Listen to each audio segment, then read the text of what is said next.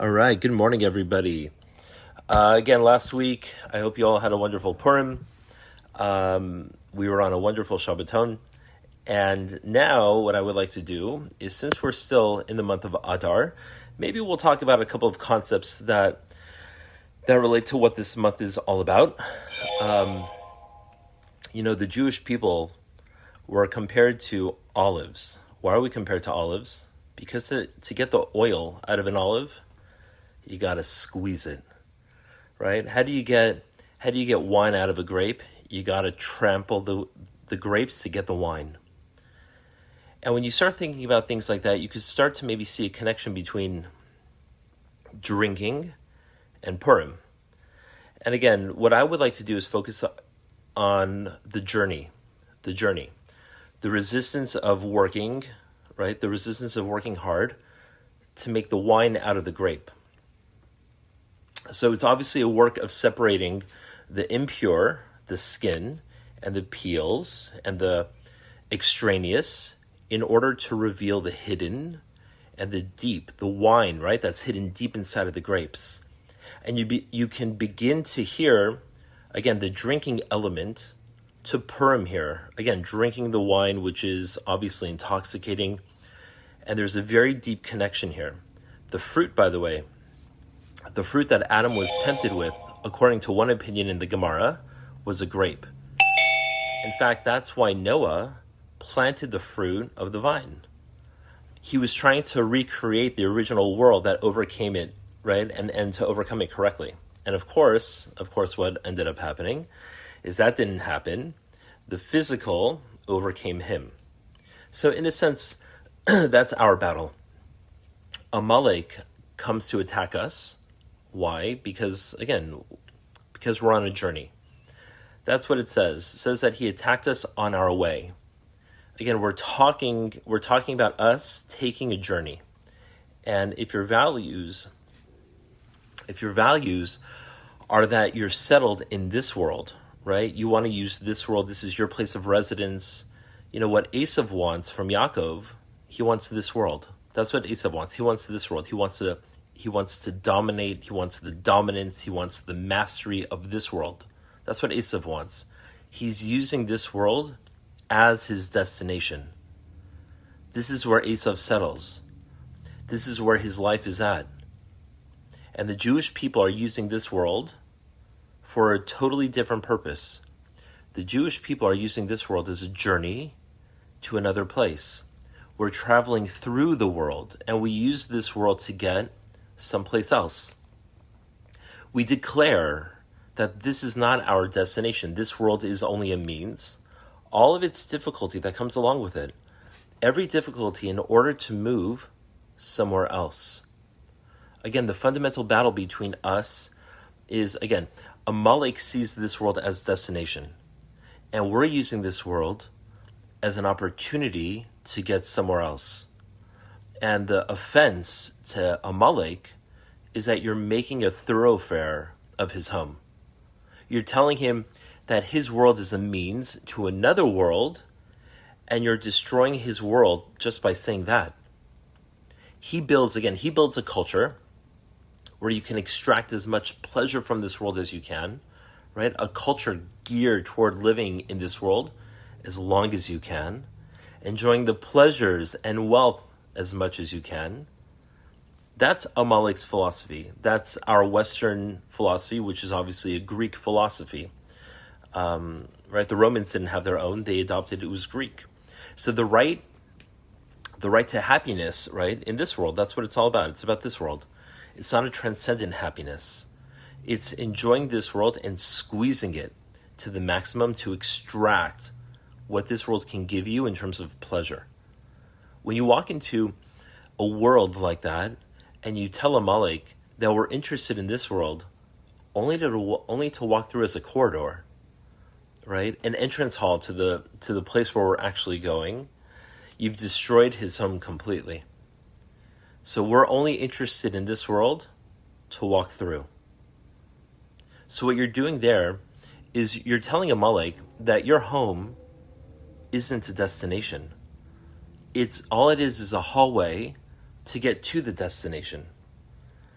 Again, you've defined his destination as simply a journey to another place, and there's no deeper offense than that. You look at Yaakov and Esav. In the womb, what happens? They battle, they fight. There was a great battle inside of Rebekah's womb. Esav wanted this world, and Yaakov wanted the next world. What kind of battle is that? If I want A and you want B, there's no battle. I'll take A and you take B. What's the battle over here? What are they fighting over? Yaakov should say, you take this world, Esav, no problem. I'll learn Torah. I'll live spiritually. I'll take the next world. What could be a more amicable agreement? Right? What were they actually fighting over? When two people want the same thing, then you could have a fight. But when two people want two different things, what's the battle over? Again, Esav wants to refine everything as his world. Esav wants to make the next world this world. He wants to take the world of intellect, the world of spirit, all that the human is capable of, and he wants to make all that serve this world. And Yaakov, he also wants everything. He wants this world to serve the spiritual world. So again, Yaakov wants to define everything as spiritual. That's what the battle's over. Obviously, there'd be no battle between them if they wanted to split everything down the middle. There'd be no issue between them. So the meaning of the battle is that Esav wants to use all of human potential, all of the human greatness, all of human intellectual capacity to serve his human body. And Yaakov wants to use all the body to serve his intellect.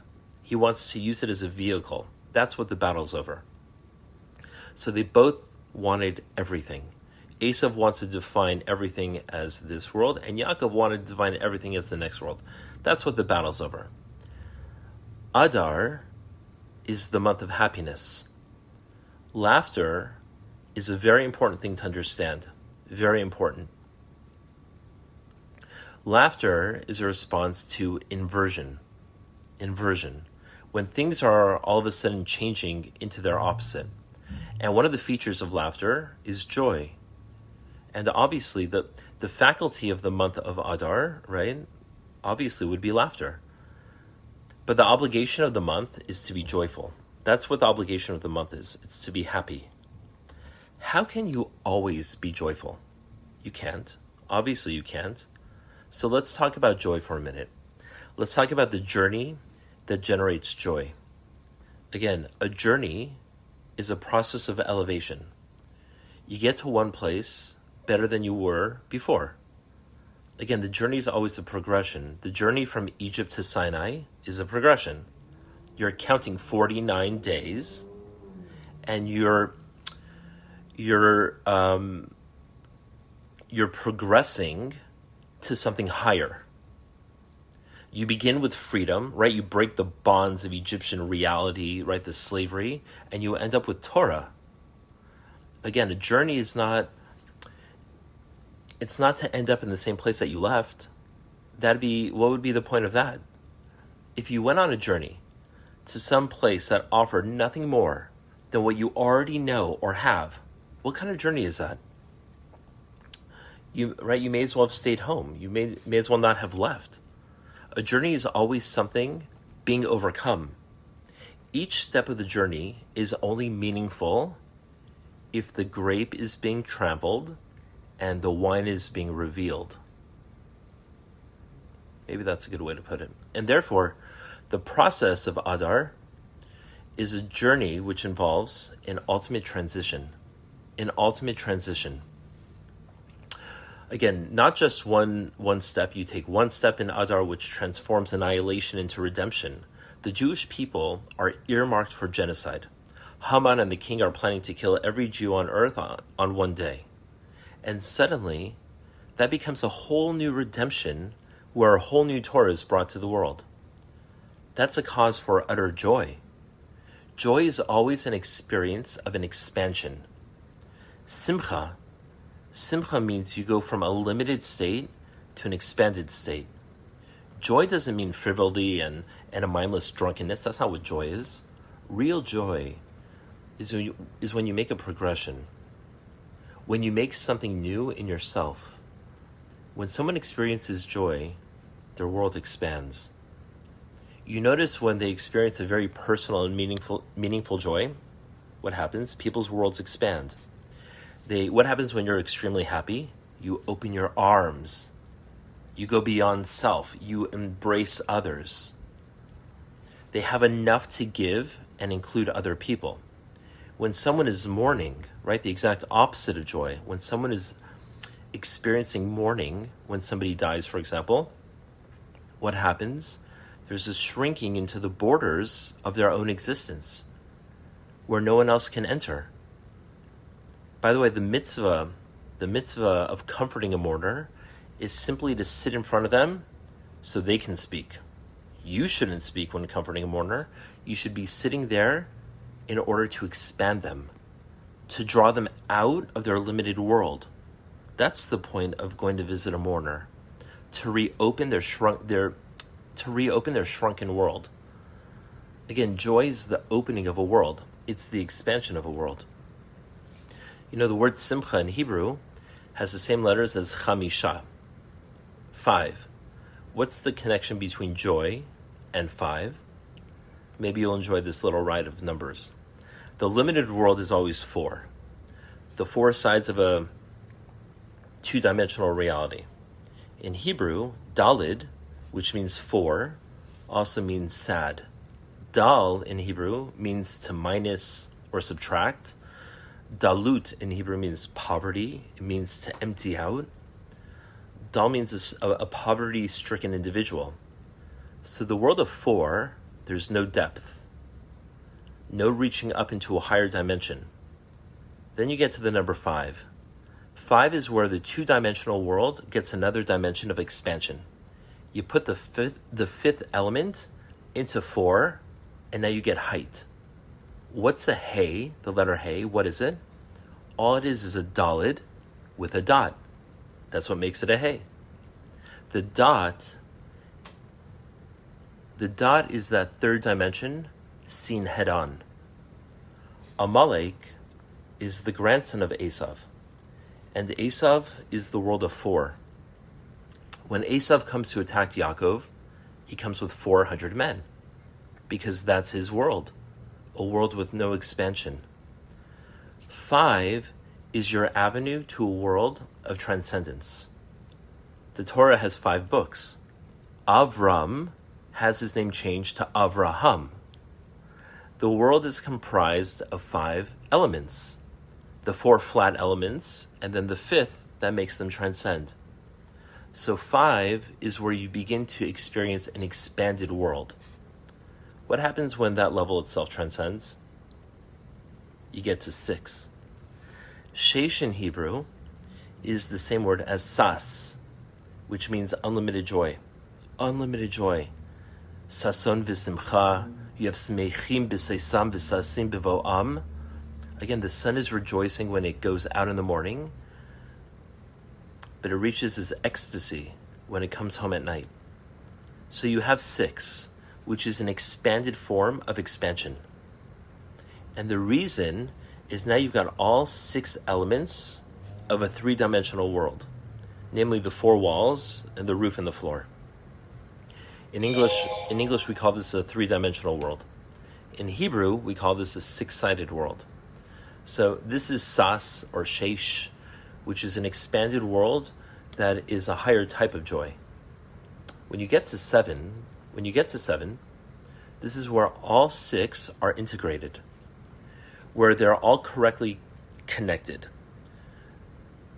The 7th is Shabbat, which is bringing together all the days of the week. In Hebrew, the word Sheva has the same letters as Svi'ah, which is satiety or fullness, where all the parts are integrated so you have complete satisfaction. Not just all the parts, but together in harmony and in completeness. That's what 7 is. Now we move on to 8. 8 in Hebrew is Shmona, means where the 7 transcends into a different dimension entirely. Shmona is from the Hebrew word shemen, which means fat or oil.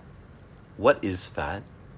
It's not just full, but it's expanding beyond the fullness. Something that is shamein is something that is expanded. It's not just having enough for what it is, it's expanded beyond those borders, transcending the integrated levels of the material world 7, right? It expands beyond the integrated levels of the material world. So again, what did we say? We said 7 is the physical world and 8 transcends into spirituality. The 8th transcends into spiritual. It goes beyond the physical. That's what the word Shmona is, 8. 8 is exactly the same letters as neshama, the soul, which is expanded beyond the integrated physical body. If you rearrange the letters again, you get nishma, which is Torah's transcendence into a totally different dimension. Then we move on to 9, or tesha, right? 9, tesha means to turn towards. Okay, it means to turn towards 10. Sha in Hebrew means turning towards, preparing for 10. That's why 9 is such a remarkable number. All multiples of 9 add up to 9. Right? 9 times 2 is 18, 1 plus 8 is 9. 9 times 3 is 27, 2 plus 7 is 9. Every multiple of 9 adds up to 9. 9 is a remarkable number. It's all the numbers in the material world, and they're all turning toward 10, which is Eser. And of course, Eser has the same letters as the word Ashir, which means riches.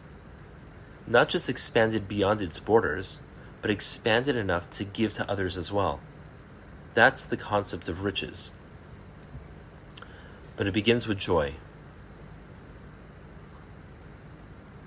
Mourner, there aren't 4. When we get to Passover, I'm not going to answer your question, but I'll just leave you with this. There aren't 4 cups, there are 5. Well, we'll talk about that when we get to Passover. But yes, the 4 cups, but there is a 5th. Anyways, but it begins with joy. It begins where you have an expansion from the limited into the expanded. One of the most incredible things about Torah is the world of measurement. When you want to define size in this world, what do? You talk about, right? You talk about measurements, feet and inches. That's how we speak. You talk about measuring units in the world, right? They totally tie the world down to its physical dimension. What's incredible to understand is the Torah has 2 versions of this.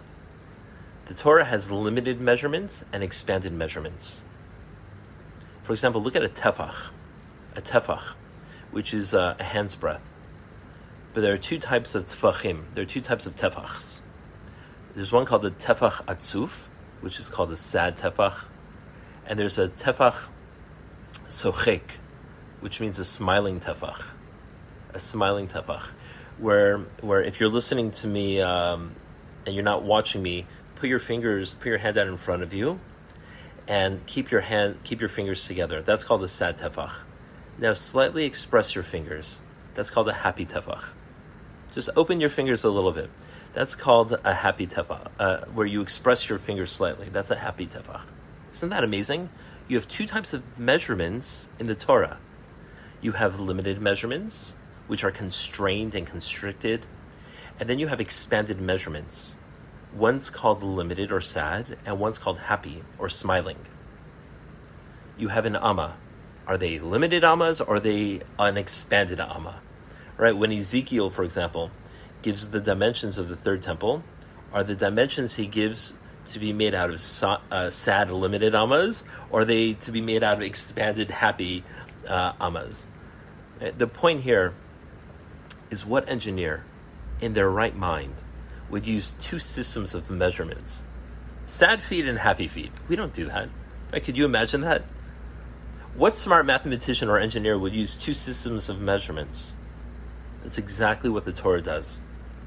Torah grasps a world on 2 separate levels.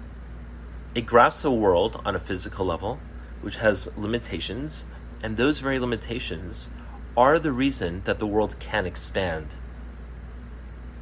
Those very limitations can expand where the world moves towards being something greater than the sum of the parts. And that's called happiness. Happiness. Joy is always an expansion to something else. When you realize something in humor, again, the laughter is the realization the thing isn't limited the way you thought that it might be. A whole new dimension is being revealed, and that causes you to laugh out loud with the hilarity that we call laughter.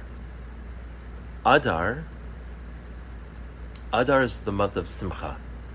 Adar is the month where we reach a whole new dimension.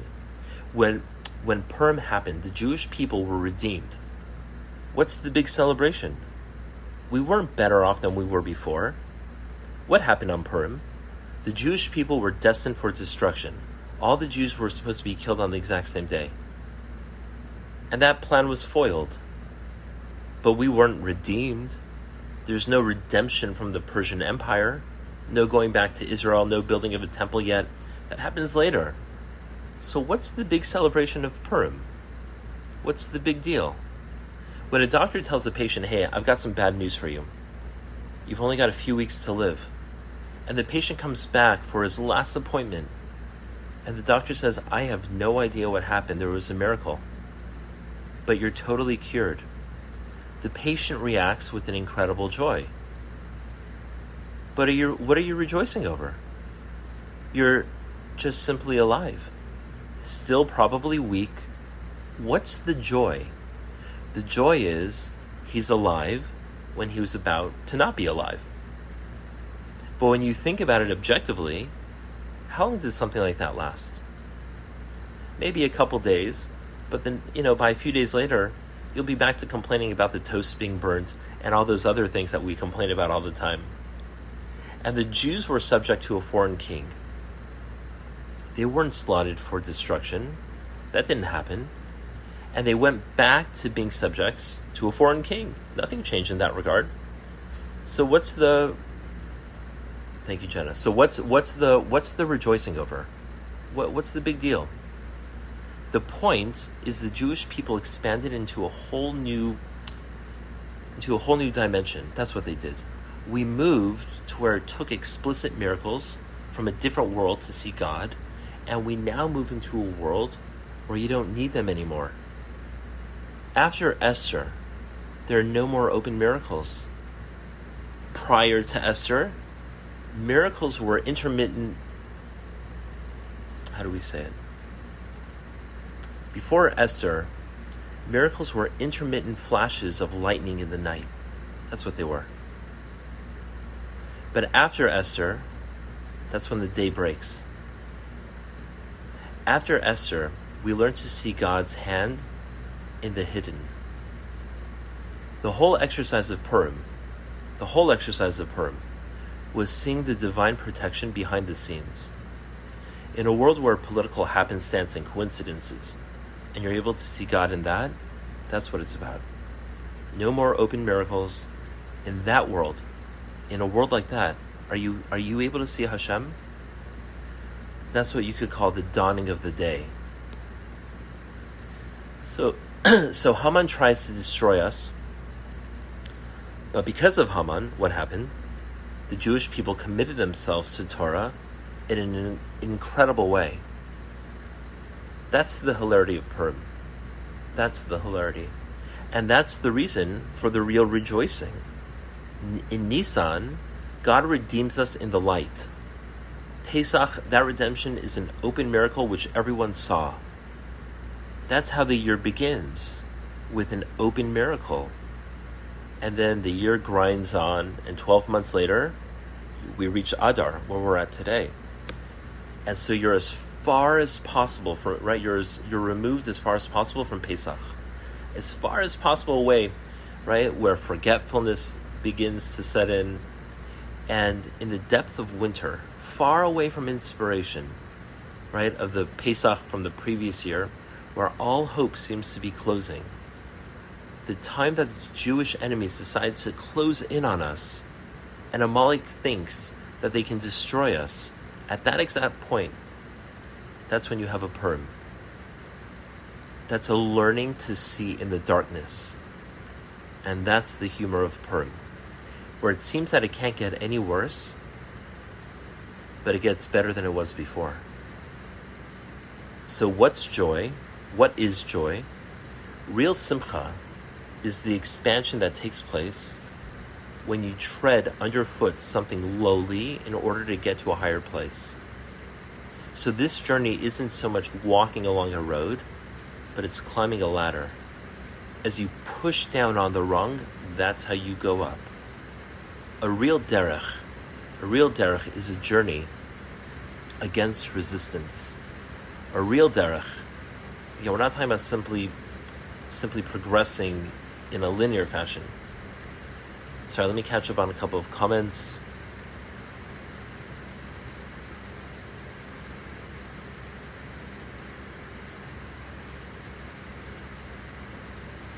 Yeah, sure, yes, okay. Catch up. Just talked about, can we tie this into Adam and Eve? Okay. Mourner, is it astrological? Sure, Mourner, I'm good with that. I want to get back to that question about Adam and Eve. I heard once that Purim can be found in the story of Adam and Eve. Okay. Let me ask you. You asked the question, what does the tree of knowledge have to do with Purim? I'll give you 5 seconds to write me what you think.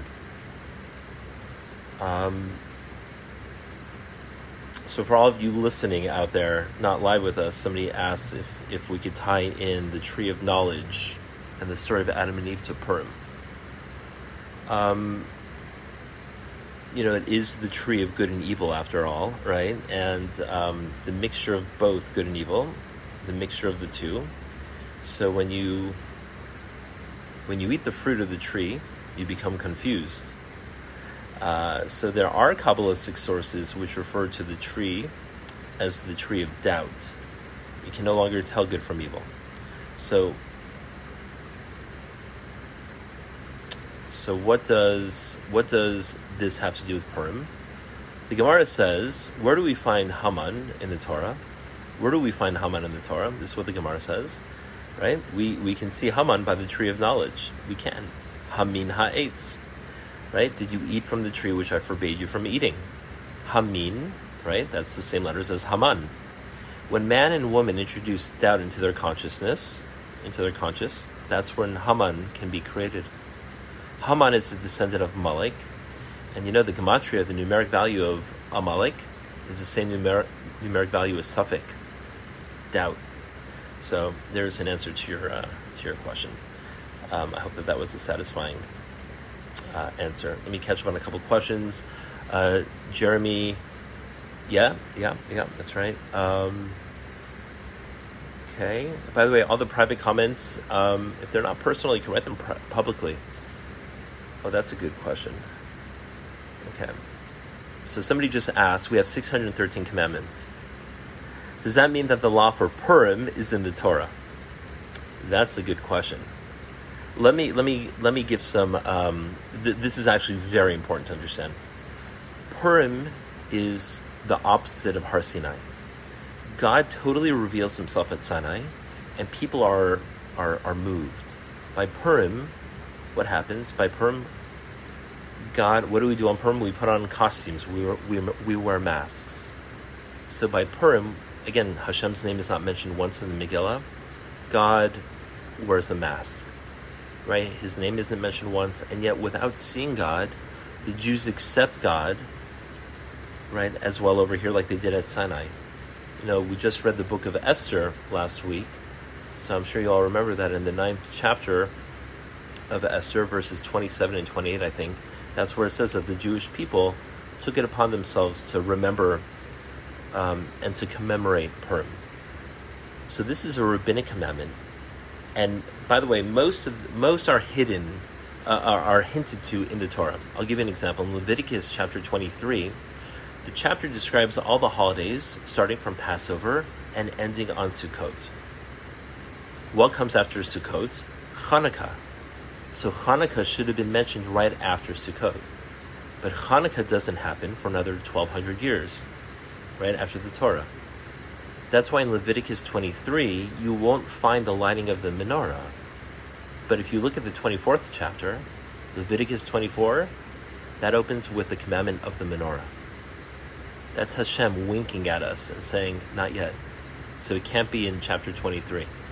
But outside of the biblical, here, that's how we started off. So,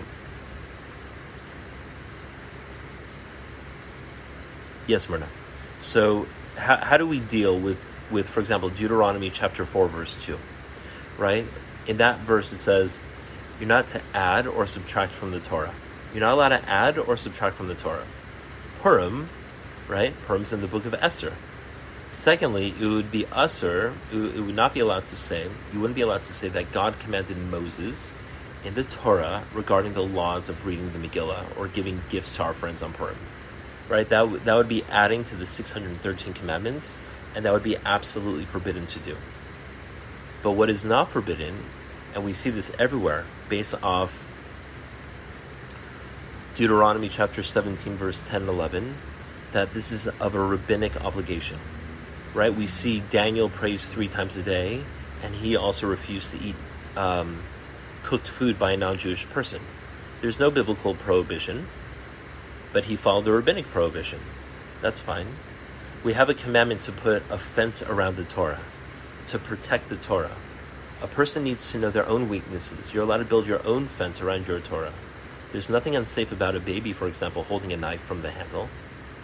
But we don't let babies hold knives from handles because what might happen next? Right? So you put a fence around your power plant in your backyard, your generator, and you put it around it to protect people from getting killed. If you touch it, it could be very problematic. If you touch the fence, that won't kill you, but that fence is there to prevent you from experiencing real harm. So there's a halacha that, for example, that just to bring it back into what we're talking about, there's a halacha that if you're at shul and 2 people are reading from a Sefer Torah, you've not fulfilled the obligation of listening to a Torah. This is because when 2 people are reading something out loud, it's difficult for the listener to pay attention and focus clearly on one, and therefore they might not hear everything. So this does not apply to Hallel or Megillah Esther. Since these are so cherished by the Jewish people, it's presumed that each person will put extra effort to make sure that they listen closely and hear every single word said. By the way, it's particularly interesting by Megillah Esther because it's the only book which every adult Jew is obligated to hear in its entirety twice a year.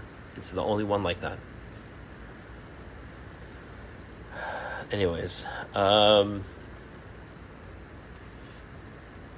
me catch up on a couple more things.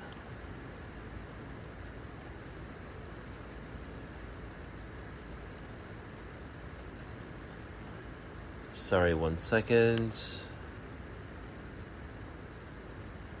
Sorry, I'm being told that I have to go talk to somebody at our front door.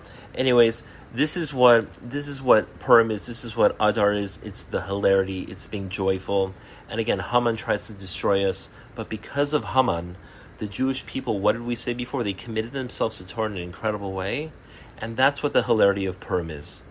And that's the reason for real rejoicing. So I'm sorry we didn't have Shir last week, and we couldn't go into the depths of Purim and the beauty and the discussion of what beauty is. And somebody asked me about I'll just finish with this. Somebody asked me about, the Gemara says that Esther was one of the 4 most beautiful people who ever lived. And, the Gemara, there's an opinion that says that she wasn't so pretty. She was ugly, in fact. If you look at each step of Megillah, you don't see anything special. But when you see the confluence of events, right? Esther, the Medrash says she was 75 years old. Remember, Achashverosh has brought all the stunningly gorgeous girls from all 127 countries. And then one 75-year-old woman who has a green complexion to her face.